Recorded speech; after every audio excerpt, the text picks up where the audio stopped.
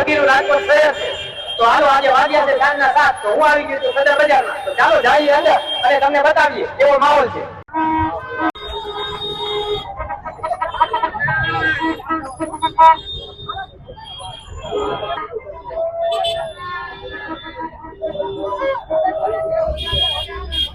સવારથી કઈ ખાધું નથી એમને ટોપી પહેરીને ઉભા છે અને એના બાજુમાં ઉભા છે ઇબ્રાહીમભાઈ જામનગર થી આવ્યા છે. બે પાર્ટનરશિપમાં ધંધો કર્યો છે. બે 20,000 વ્યાજે લીધા છે.